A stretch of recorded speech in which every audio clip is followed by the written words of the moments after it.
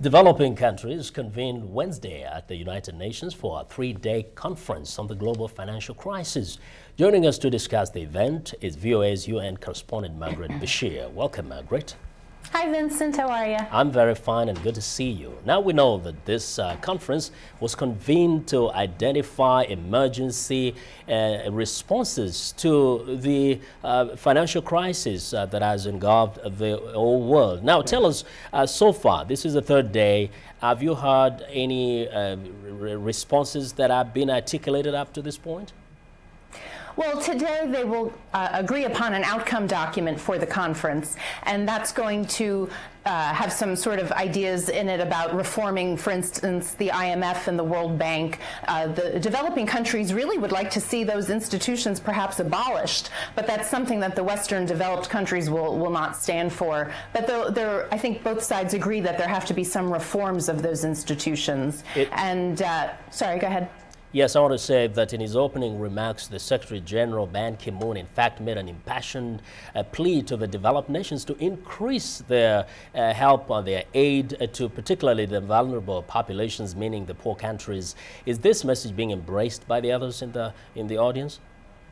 Well, you know, the participation at this conference, at the high levels anyway, is certainly from the developing world, so they're definitely embracing his message. And in fact, the Secretary General said that if the world can mobilize more than $18 trillion to keep the financial sector afloat, then it could certainly find $18 billion to keep commitments in Africa. And he's really worried that people will decrease aid to African countries in particular that are struggling to meet the Millennium Development Goals of cutting poverty and disease by 2015. So he really is going to bat for these countries. He wants to be sure that they're protected and that they get the aid that they need. But do you hear other leaders from developed countries, the officials, are at least making commitments that they will increase their aid to poor countries? Not so much. Not so much, really. But we'll see what comes out of it. There's going to be some working groups that will follow up on the conference. Don't forget, in the next couple of weeks, we're going to see the G8 meeting in Italy. So the world is working, and I think the idea of having something here at the United Nations was intended to give the developing world a forum in which to speak, because they're not part of the G8 or the G20, and they wanted to have a voice. And so you have a lot of Latin American leaders, Caribbean countries, the African countries perhaps at a lower level of representation, but really actually the South American and Caribbean countries are here at the highest levels to advocate. Well, Margaret, you know, I can't let you go without talking about Michael Jackson. You're in New York now. Can you give us a sense of the reaction of the people to the death of the king of pop?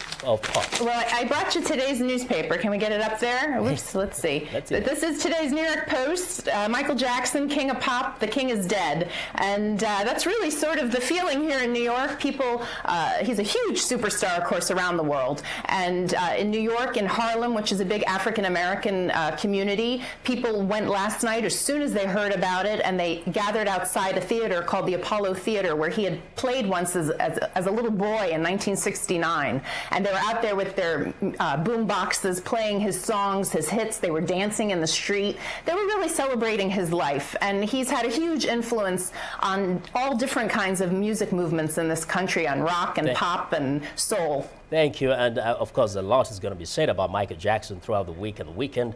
Thank you very much, Margaret, for those updates from New York. Sure. Good to see you, Vincent. Okay, thank you. And that is Margaret Besheer, our UN VOA correspondent, talking to us from New York.